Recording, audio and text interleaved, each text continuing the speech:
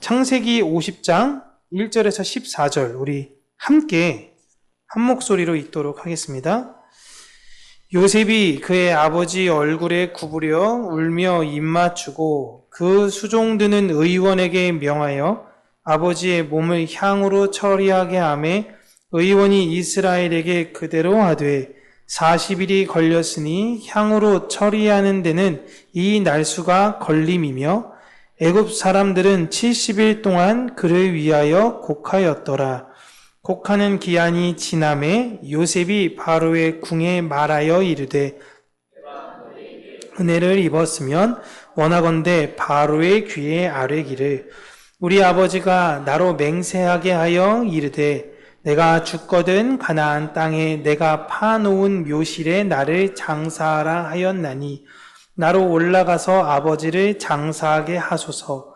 내가 다시 오리이다 하라 하였더니 바로가 이르되 그가 내게 시킨 맹세대로 올라가서 내 아버지를 장사하라. 요셉이 자기 아버지를 장사하러 올라가니 바로의 모든 신하와 바로 궁의 원로들과 애굽 땅의 모든 원로와 요셉의 집과 그의 형제들과 그의 아버지의 집이 그와 함께 올라가고 그들의 어린 양떼와 소떼만 고센 땅에 남겼으며 병거와 기병이 요셉을 따라 올라가니 그 때가 심히 컸더라.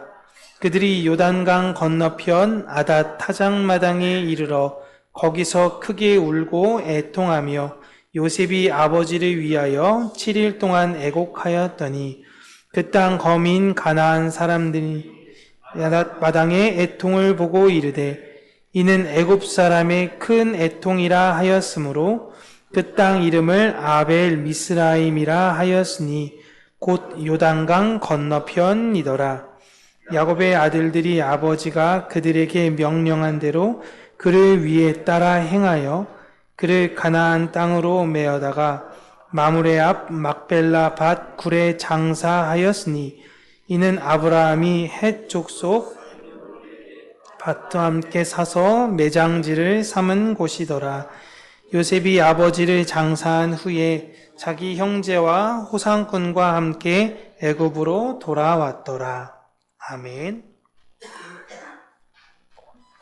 오늘은 교회의 꿈이라는 제목으로 하나님의 말씀을 우리 사랑하는 성도님들과 함께 나누도록 하겠습니다. 여러분, 꿈이 무엇입니까? 라는 질문에 많은 분들은 직업을 그 꿈으로 이야기하기도 하죠. 흔히 그래서 장래 희망이라고 어렸을 때는 이야기했다가 그게 곧 꿈으로 질문이 되기도 했습니다. 과거에는 한 가지 직업을 가지면 보통 평생 동안 그 직업을 가지고 했기 때문에 그 직업이 그 사람을 보여주기에 직업과 꿈을 동일하게 보았다면 실상 직업이 꿈은 아니죠. 이제 꿈은 내가 어떤 존재가 되고 싶은가에 대한 질문이어야 하는 것입니다. 그게 원래 꿈에 대한 질문이었어요. 그런데 그게 점점 어떤 직업적인 것으로 변질된 것이죠. 어떤 사람이 되려고 하는 것이냐라는 것이 바로 그 사람이 가진 꿈입니다.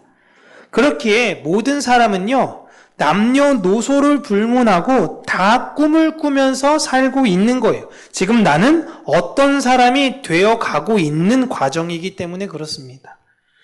오늘은 하나님의 백성들이 하나님의 백성으로 꾸는 꿈과 그 꿈의 전달에 관한 내용을 여러분들과 함께 나누려고 해요. 오늘 본문 보시면 이제 야곱이 돌아가셨죠? 야곱이 이제 애굽에서 생을 마감하고 애굽의 절차에 따라서 장례를 진행했습니다. 일단 이게 성경이 100년 전에 이제 번역이 되다 보니까 미라라는 개념을 조선시대 분들은 상상할 수가 없는 거예요. 그냥 염하는 거지, 향을 하는 거지, 이런 정도만 생각을 하는데, 쉽게 얘기하면 여기서 지금 요셉이 야곱을 미라로 만드는 작업을 한 겁니다. 그거에 있어서 40일 정도의 시간이 걸렸어요. 그리고 야곱을 위해서 70일을 애곡했죠. 이렇게 했던 이유는 요셉이 대단한 권세자였기 때문에 가능했던 것입니다. 그리고 이 모든 것들이 장례 절차가 다 마무리되고 요셉은 바로에게 가서 가나안으로 우리가 가 선친의 매장지에 아버지를 장례하게 해달라라고 부탁을 합니다. 그런데 당시 요셉의 지위와 능력은 사실상 바로를 능가할 수 있을 정도의 영향력을 가진 사람이었어요. 어마어마했죠. 총리이며 재무부 장관 이게까지 했으니까요. 여차하면 요셉이 장례를 이유로 많은 군사들과 많은 사람들을 데리고 나갔다가 거기서 그냥 특정 지역에 우리가 여기서 새로운 나라를 만들겠다라고 하면요, 방법이 없습니다. 어떻게 할 거예요? 응? 혹은 갔다가 야 그냥 우리가 애굽을 차지할까 해가지고 요셉이 공격을 하러 들어가면요, 애굽이 굉장히 위험해질 수도 있는 상황이에요. 그럼에도 불구하고 이 요셉은 정말 신뢰성 하나는 대단했던 것 같아요. 바로가 믿은 거죠. 그럼에도 불구하고 작은 위험성을 인지한 바로는 안전장치를 마련하고자 고센 지역에 어린 가족들과 가축들은 남겨두고 다녀오라 라고 이야기합니다. 그런 조치를 취한 다음 요셉은 바로의 윤허에 따라 어마어마한 군대와 장례에 필요한 사람들이 이끌고 막벨라 굴을 향해 떠나요. 여기 보시면 행렬의 인원에 애굽의 수많은 원로들, 애굽의 수많은 저명한 사람들이 다 요셉과 함께 그 장례식에 참여한 게 나와요. 그렇게 놓고 보면요, 당시 요셉의 영향력은 정말 어마어마했던 것입니다. 그렇게 막벨라 굴에 있는 헤브론으로 가는 장례 행렬의 그 루트, 길을 우리가 잠시 한번 살펴보면 지도에서 이렇게 나오는데요. 여기가 이제 애굽 땅이고요. 고센 지방에서, 뭐 고센이 여기다 이야기했지만 어쨌든 고센 지방에서 이제 출발을 쭉 합니다. 출발을 쭉 했을 때 보시면 여기가 가데스 바네아라는 지역이고요. 여기에서 부엘세바를 통해서 헤브론으로 바로 올라가면 돼요. 요단강 서편에 굉장히 빠르게 갈 수 있는 루트가 있습니다. 이 루트가 있는데 이 길로 가지 않고 굳이 이렇게 돌아서 에돔과 모압과 암몬을 걸쳐 요단강을 건너가는 루트를 지금 요셉이 한 거예요. 굉장히 이상한 거죠. 이 이유에 대해서 당시에 아마도 에서가 살아있었던 것이 아니겠느냐라고 추측하는 신학자분들도 계시더라고요. 그래서 야곱의 죽음을 에서에게 알리고 그가 있었던 세일산, 이 에돔에 있었던 세일산에 가서 에서의 가족들과 만나려고 하는 것, 그리고 그 위로 올라가면 모압과 암몬이 있죠. 이들은 롯의 가문이자 친척입니다. 이들을 통해서 다 만나러 이곳으로 간 것이 아닌가라고 예측하기도 하고요. 다른 해석으로는 요셉이 막벨라 굴까지 이렇게 빨리 가면 좋은데 보면은 모든 지역에 있는 그 동네에 있는 사람들을 쭉 다 만나는 거예요. 그래서 애굽의 거대한 행렬을 통해 애굽의 힘을 보여줌으로써 근처에 있는 부족들이 함부로 막벨라 굴을 건들지 못하게 하기 위한 조치라고도 볼 수 있는 거죠. 사실 여러 가지 의미가 한꺼번에 담겨져 있을 수 있을 겁니다. 그러나 놀라운 건요, 하나님께서 출애굽한 이스라엘 백성들에게 가나안으로 들여보내시는 경로가 바로 이 길이었다라는 것입니다. 근데 사실 여긴 아니고 여기서 쭉 내려가서 시나이 반도까지 내려가서 다시 올라갔다가 여기 가데스 바네아에서 정탐꾼 12명 보냈는데 10명이 부정적인 소식, 하나님을 믿지 못한 보고를 한 이유로 여기를 40년간 계속 돌죠. 정확하게 이야기하면 38년간 돕니다. 여기에서 2년 동안 갔다가 여기 도착했으니까 38년, 총 40년간 돌다가 다시 이렇게 들어간 그 이스라엘의 루트와 굉장히 유사한 거예요. 차이점이 있다면 요셉이 갔을 때는 그 행렬에 있어서 감히 반대했던 족속이 없었습니다.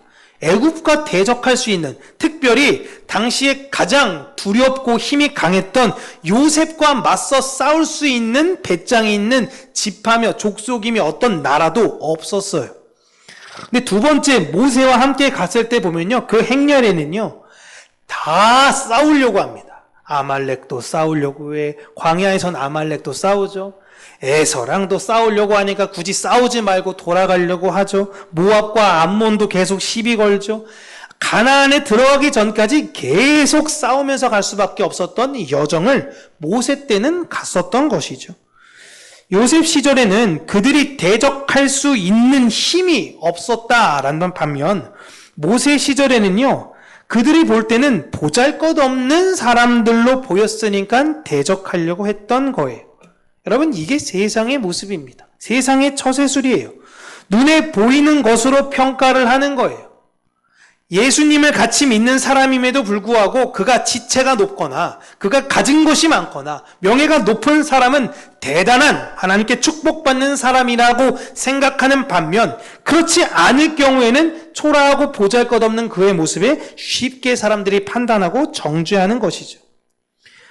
두 번째로 갔던 모세와 이스라엘 사람들의 뒤에 계신 하나님을 이 근동의 사람들은 우습게 여겼던 것이고, 하나님께서 싸우시며 하나님이 어떠한 분이신가를 스스로 드러내셨던 것입니다.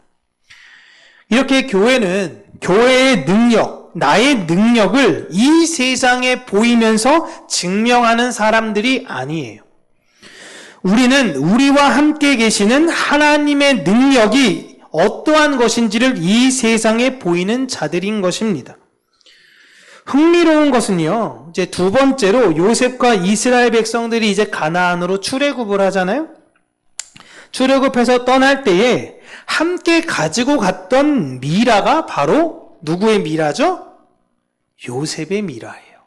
요셉이 이제 우리가 마지막에 또 이야기하겠지만 장례할 때에 나 여기서 묻히는 거 원치 않아. 그런 대단한 권세자가 여기서 묻으면 엄청나게 그를 위해서 무언가를 해줄 텐데 나 여기서 이렇게 묻히는 거 원하지 않고 하나님께서 우리 증조 할아버지를 통해서 400년이 지나면 이곳에 갈 것이다라고 이야기하셨는데 그때 잊지 말고 내 미라 가지고 가주어 라고 부탁을 하고요. 모세와 이스라엘 백성들이 요셉의 미라를 가지고 계속 가요.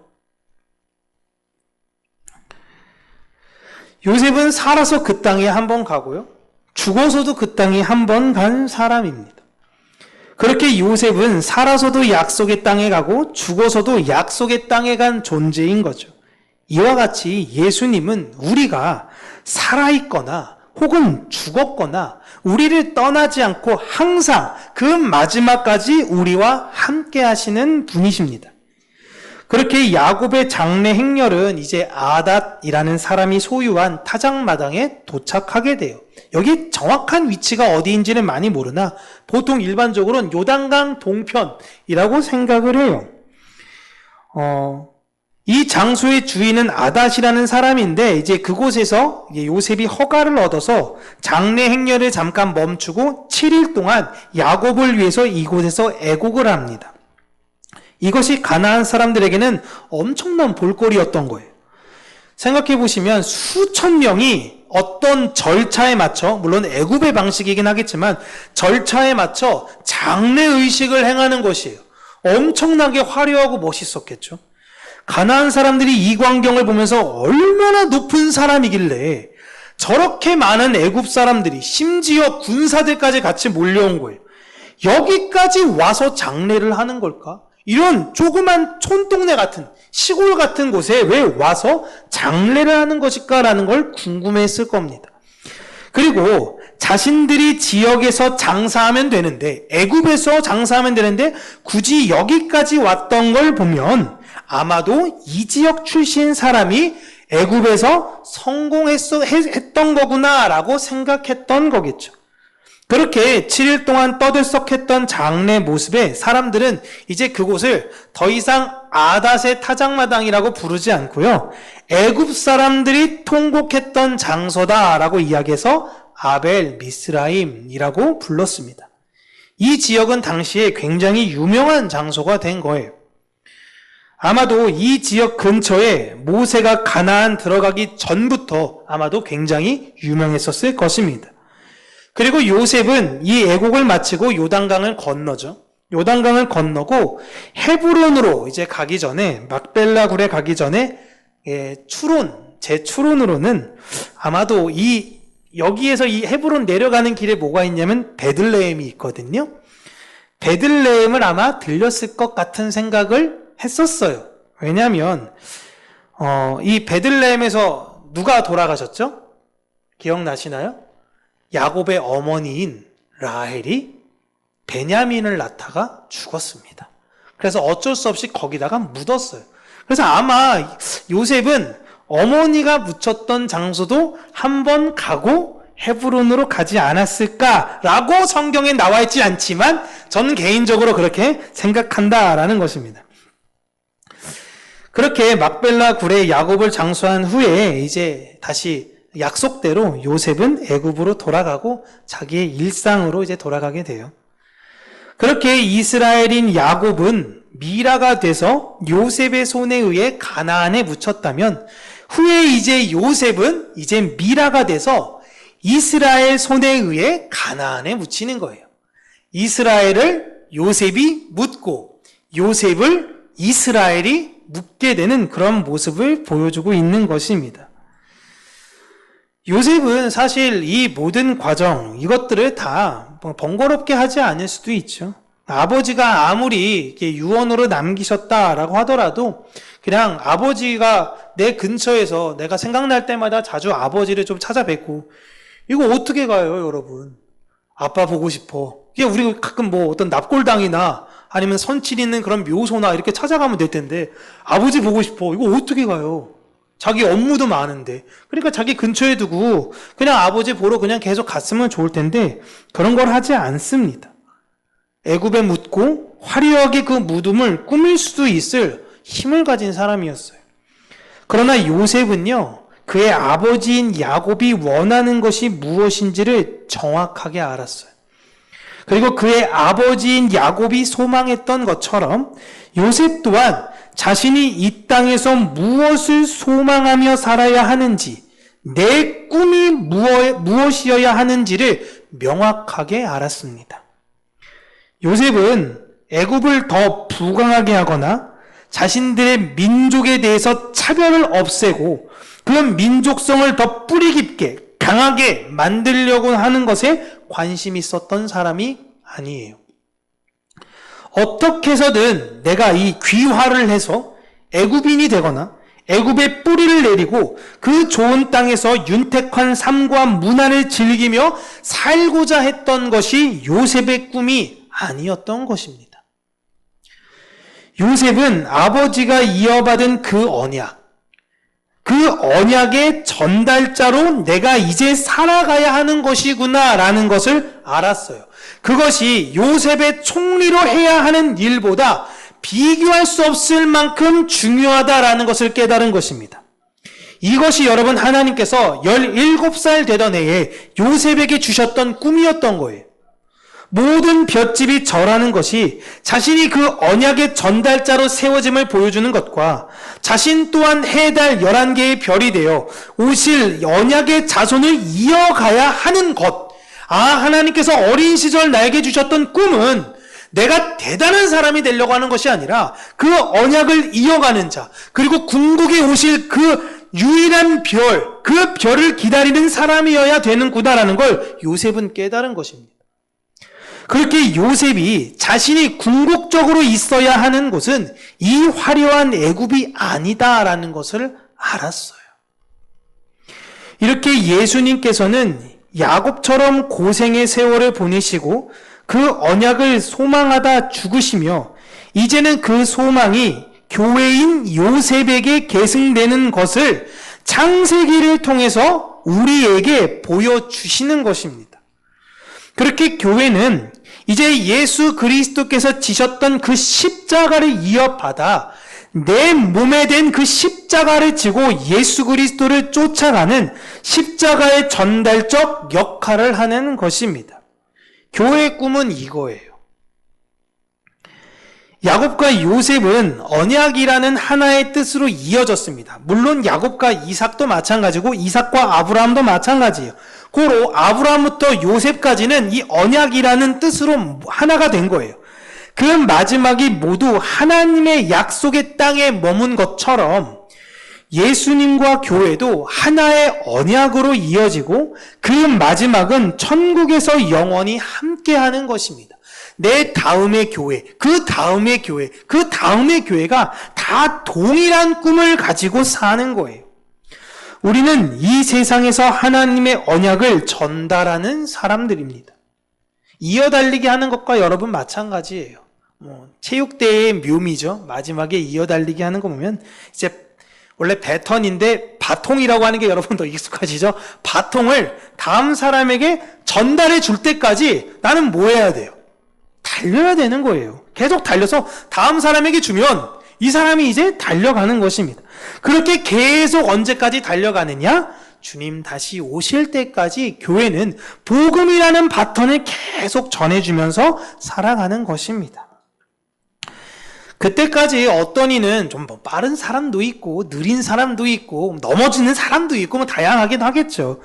아브라함 같을 수도 있고요. 이삭 같을 수도 있고 요셉 같을 수도 있고 또 요셉의 형제들 같을 수도 있고 굉장히 다른 모습들의 사역을 하지만 중요한 건 달려간다라는 거예요. 이걸 전해주는 잘하는 것을 잊지 않는 거예요. 다양한 사람들 속에 하나의 뜻으로 하나님은 하나님의 언약을 이어가십니다. 우리가 이 세상을 왜 살까요? 이 세상을 사는 이유를 또 제가 오후 예배 때도 다시 한번 이야기를 하기도 하겠지만 그 언약을 알고 그 언약을 전달하기 위해서예요. 돈을 많이 벌고 높은 위치에 올라서고 다른 이들을 군림하며 즐거움을 쫓아 살아가고자 하는 것이 우리의 목적이 아니에요. 나의 어떤 유익과 나의 만족과 나의 희락을 위해서 살아가는 것은 이방인들의 삶이다라고 성경은 계속 우리에게 이야기하는 것이고 하나님의 백성들은 그것이 아닌 하나님의 언약을 이어가는 사람으로 살아야 한다라는 것을 알려주시려고 하는 거예요. 만약 요셉이 성공이 인생의 목적이었다면 자기는 정권을 바꿔서 그 나라를 유대인의 나라로 만들려는 꿈을 꾸었다거나 혹은 피라미드까지는 왕릉이기 때문에 피라미드까지는 아니더라도 아주 위대한 무언가를 만들어서 자기의 이름을 그 후대에까지 계속 전달해 주기를 바랬을 것입니다. 근데 그렇지 않아요. 근데 그런 모습들이 이 세상에서 원하는 삶의 이유예요. 자신의 이름을 내고 내 명예를 후세가 기억하기를 바라는 마음. 그래서 돈 많은 분들, 어떤 명예가 있는 분들은 꼭 연세가 많이 드시고 나면 하는 게 무엇이냐면 자서전을 그렇게 많이들 쓰시죠. 자서전. 거기 보면 이제 되게 슬펐던 이야기들은 거의 없어요. 그것도 이렇게 미화해가지고 본인에 대해서 긍정적인 것으로서 많이 이야기를 하죠. 왜? 나에 대해서 좋은 것만 기억해 주기를 바라는 것이 사람의 마음이기 때문에 그런 것이죠. 그러나 하나님의 백성과 교회는요, 하나님의 언약과 예수 그리스도의 그 십자가가 남기를 바라는 마음들입니다. 그래서 때로는 내 실수와 내 실패가 드러나도 돼요. 오직 남는 건 내가 드러나고 십자가가 내 뒤에 감추는 게 아니라 나는 사라지더라도 십자가가 내 앞에 남겨지기를 바라는 것입니다. 세상은 자신의 죽음을 기념하기 위해 피라미드도 만들기도 하고요. 내세에 대한 영원한 삶을 바라며 소망하기 때문에 미라를 만들기도 했어요. 그러나 그 모든 것들은 죽음이 가져온 두려움의 결과물일 뿐입니다. 근데 여러분 사랑하는 성도님들, 천국과 지옥은 지금 요즘 시대에는 너무 많이 희석이 된 것 같긴 한데요. 천국과 지옥은 분명히 존재합니다. 천국 있다고 믿으시나요? 지옥은 좀 안 믿고 싶죠. 그죠? 그래서 많은 신학자들이 지옥은 없을 수도 있겠다라고 최근에 있어서 많이 이야기하기도 합니다. 심지어 복음주의의 거장인 존 스토트 목사님도 마지막에 굉장히 그런 위험한 발언까지도 하셨을 정도예요. 그러나 천국과 지옥은 분명히 존재합니다. 그리고 천국은 그 언약을 이어가는 사람들만이 들어가는 안식의 장소예요. 달리기 다 달렸잖아요. 바톤 전에 줬잖아요. 그러면 우리는 어디예요? 그 가운데 들어가서 개주한 사람들 보면 앉아가지고 쉬잖아요. 거기가 우리가 들어갈 천국이라는 장소인 것입니다. 우리는 그것을 배우면서 이 삶을 사는 거예요. 요셉과 같은 삶, 다윗과 솔로몬 같은 삶, 누군가 이미 이루어놨던 그런 삶, 그들이 마치 성공과 같은 인생을 보였던 그 삶을 붙잡으려고 하는 것이 아니라 그 사람들이 놓치지 않으려고 했던 그 언약, 다윗이 고백했던 것처럼 하나님, 내가 이런 왕궁에서 그냥 영원히 사는 것보다 주의 집 앞에 문지기로 사는 게 전 더 원해요 라는 그 진실된 고백, 그 언약을 지키는 삶, 언약을 전달하는 삶을 사는 것이 교회의 꿈이고 우리 평강교회의 꿈이기를 바랍니다. 갈렙이 85세에 그 힘든 헤브론을 누가 점령할 것인가에 대해서 이스라엘이 서로 이야기를 했어요. 원래 제비를 뽑았을 때 보면 유다지파가 가야 되긴 하는데 유다지파에 있는 분이 워낙 우리의 대원로이신 갈렙이니까 그래 유다지파 빼고 다른 쪽이 가서 싸울까? 라는 이야기에 대해서도 약간 심심치 않게 논의되는 상황 가운데 누가 감히가 85세가 된 갈렙이 거기는 하나님께서 나에게 주시기로 한 땅이니 내가 선두에 서서 그 땅에 들어가 하나님의 언약을 이루겠다라고 이야기를 하는 것입니다. 이 산지를 내게 달라는 거죠. 왜? 나는 싸움을 잘해. 난 능력이 좋아. 그게 아니에요. 하나님이 거기 나에게로 주시기로 하셨어. 끝입니다. 나 그건 믿고 가는 거예요. 갈렙의 꿈은 그 땅을 차지해서 지배해서 거기에 왕이 되는 것이 목적이 아니었어요. 하나님의 언약이 이루어지기로 했으니 나는 그 언약을 이루고 싶다라는 거예요. 그의 연세가 몇 세예요? 85세예요. 꿈은 죽을 때까지 꾸는 거예요. 나이가 없으면, 나이를 먹으면 꿈이 사라지나요? 그건 우리가 마치 직업과 꿈을 동일하게 인식하기 때문에 그런 거예요. 내가 어떤 존재가 자꾸 되어져야 되는 거예요. 아, 나는 언약을 이어가는 존재로 아직까지 내가 이 세상에 있으니 바톤 들고 뛰어야 되는구나 라고 여러분 생각하시면 돼요. 누군가 여러분에게 꿈을 물어본다면 하나님의 언약을 이어가는 것이 여러분의 꿈이 되시기를 바랍니다. 제가 예전에 몽골에 선교를 간 적이 있었습니다. 거기서 몽골 청년들과 함께 저도 청년이었지만 성경 공부를 한 적이 있었어요. 근데 재미있는 게 같은 청년인데 여기 중에 대다수들은 결혼을 했어요. 근데 저는 대학생이고 그래서 결혼해서 꿈을 한번 물어봤습니다. 젊은이니까 꿈을 물어보는데 결혼한 사람들은 이미 꿈이 다 없는 거예요. 그리고 직장 다닌 사람들도 꿈이 없는 거예요. 다 꿈은 그냥 다 직장, 그냥 내가 가정 안에서 그냥 사는 것이 그들의 꿈이다라고 이야기하는 것이답니다. 여러분, 꿈은 그런 것이 절대 아닙니다. 누군가 여러분에게 꿈을 물어봐요. 뭐 그러지도 않긴 할 수 있겠죠. 뭐 나이가 너무 드니까. 하지만 여러분 가끔 이렇게 돌발적인 상황에 우리 손주들이 그런 걸 물어볼 수도 있어요. 할아버지, 할머니, 꿈이 뭐예요? 라고 물어볼 수 있죠. 그때 여러분들은 하나님의 언약을 이어가는 것이 할아버지, 할머니의 마지막까지 꿈이야 라고 여러분들께서 전해주셨으면 좋겠어요. 그 고백이 그 아이의 마음에 박히면 죽을 때까지 안 잃어버린다니까요. 너무 충격적인 답변이니까. 그렇게 나의 자녀가 꾸는 꿈이 넌 뭐가 되고 싶어? 그래? 이야, 그렇게 되면 그래, 내 아들이 내 딸이 잘 되면 약간 부모는 편성되는 게 있잖아요. 그래, 나도 좀 그렇게 돼서 좀 그렇게 됐으면 좋겠다라는 것이 아니라 내 자녀가 꾸는 꿈 또한 언약의 전달자가 되기를 원한다라는 그 고백. 무엇을 해서 하나님께 영광을 돌리는 것이 아니라 요셉이 총리가 돼서 하나님께 영광 돌린 것이 아니에요. 다윗이 왕이 돼서 하나님께 영광 돌린 것이 아닙니다. 그게 목표가 아니에요. 하나님이 그들을 기뻐하셨던 이유는 그들이 자신이 갖고 있는 상황에서도 불구하고 하나님의 언약을 이어가는 자가 되기를 바랬던 그 마음을 기뻐하신 것입니다.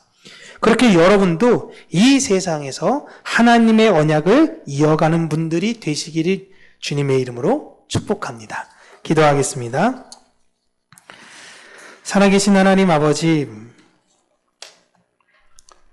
우리의 꿈이 이 세상의 사람들과 동일하게 더 높은 곳, 더 많은 것, 더 나의 기쁨과 즐거움을 위해서 당장에 나에게 무언가 주어지는 것 같으니까 더 행복한 것 같고 더 기쁜 것 같고 그로 인해 눈에 보이지 아니한 그 진실된 소망을 잃어버리지 않도록 하나님 우리의 마음을 지켜주시기를 간절히 간구하고 소원합니다. 야곱이 그 험악한 세월을 마치고 비로소 하나님의 언약을 요셉에게 전달했고 요셉은 또한 그 언약을 다른 이스라엘 사람들에게 전달하며 계속 나아갔듯이 하나님 우리 평강교회가 그 복음의 언약을 잘 전승하고 잘 계승하며 다른 사람들에게 증거하는 교회가 되어지기를 간절히 간구하고 소원합니다. 하나님의 복음이 있는 교회, 그 복음이 살아 숨쉬는 교회, 복음으로 기뻐하며 즐거워하며 감사하는 교회, 그런 교회가 우리 평강교회가 될 수 있도록 하나님 은혜를 더하여 주시옵소서. 예수님 이름으로 기도합니다. 아멘. 오늘은 복음성가 우리 주가